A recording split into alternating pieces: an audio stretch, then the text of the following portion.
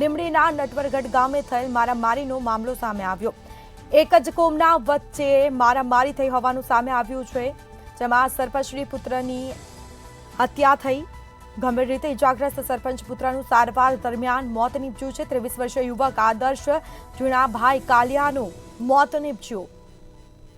જ્યારે હોસ્પિટલમાં સારવાર લઈને રહેલ સરપંચની હાલત પણ છે તે ગંભીર જણાઈ રહી છે। તો મારામારીની જે ઘટના બની હતી, સુરેન્દ્રનગર લીંબડીના નટવરગઢ ગામે થયેલ મારામારીનો મામલો સામે આવ્યો છે। તીક્ષ્ણ હથિયાર સાથે થયેલ મારામારીમાં 3 લોકોને ઈજા પહોંચી હતી। સરપંચ અને પુત્ર પર તેમના જ પિતરાઈ ભાઈઓએ હુમલો કર્યા હોવાનું સામે આવ્યું છે। ગંભીર રૂપે ઇજાગ્રસ્ત થતા સરપંચના પુત્રનું સારવાર બાદ મોત થયું છે। 23 વર્ષીય યુવક આદર્શ ઝીણાભાઈ કાલિયાનું સારવાર દરમિયાન મોત નીપજ્યું। જ્યારે હોસ્પિટલમાં સારવાર લઈ રહેલ સરપંચની હાલત પણ અત્યંત ગંભીર જણાઈ રહી છે। તો તીક્ષ્ણ હથિયારો સાથે મારામારી થઈ હતી અને જેમાં 3 લોકોને ઈજા પહોંચી। સરપંચ અને પુત્ર પર તેમના જ પિતરાઈ ભાઈઓએ હુમલો કર્યા હોવાનું સામે આવ્યું છે। તો શાળામાં ઝઘડા કરવા અંગે ઠપકો આપવા જતા હુમલો કરવામાં આવ્યો હતો। સમગ્ર મામલે હાલ લીંબડી પોલીસે વધુ તપાસ હાથ ધરી છે। આ મામલે તપાસનો ધમધમાટ શરૂ કર્યો છે। હત્યા કરનાર 16 વર્ષનો સગીર હોવાનું પ્રાથમિક તપાસમાં સામે આવ્યું છે। સમગ્ર મામલે તપાસ થશે। પોલીસ દ્વારા તપાસનો ધમધમાટ શરૂ કરવામાં આવ્યો છે।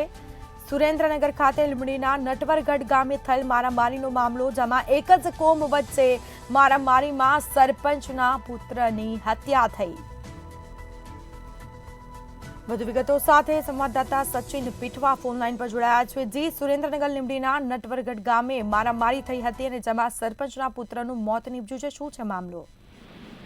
બીજો વાત કરવામાં તો સુરેન્દ્રનગર જિલ્લાના લીંબડી તાલુકાના નટવરગઢ ગામે એક જ જ્ઞાતિના વ્યક્તિઓ વચ્ચે મારામારી સર્જાઈ હતી, જેમાં 3 વ્યક્તિઓને ઈજા પહોંચી હતી, જેમાં સારવાર દરમિયાન સરપંચના પુત્રનું મોત નીપજ્યું હતું। સરપંચ પણ ઈજા પહોંચી હતી અને અન્ય એકને પણ ઈજા પહોંચી અને ડીવાયએસપી સહિત પોલીસ કાફલો ઘટના સ્થળે પહોંચીને વધુ તપાસ કરશે।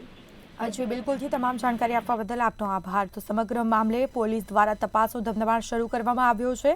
હત્યા કરનાર 16 વર્ષનો સગીર હોવાનું પ્રાથમિક તપાસમાં સામે આવ્યું છે। તો પોલીસે અલગ અલગ દિશાઓમાં તપાસ હાથ ધરી છે। સુરેન્દ્રનગર લીંબડીના નટવરગઢ ગામે થયેલ મારામારીનો મામલો સામે આવ્યો, જેમાં એક જ કોમ વચ્ચે મારામારી થઈ હતી, એમાં સરપંચના પુત્રની હત્યા થઈ।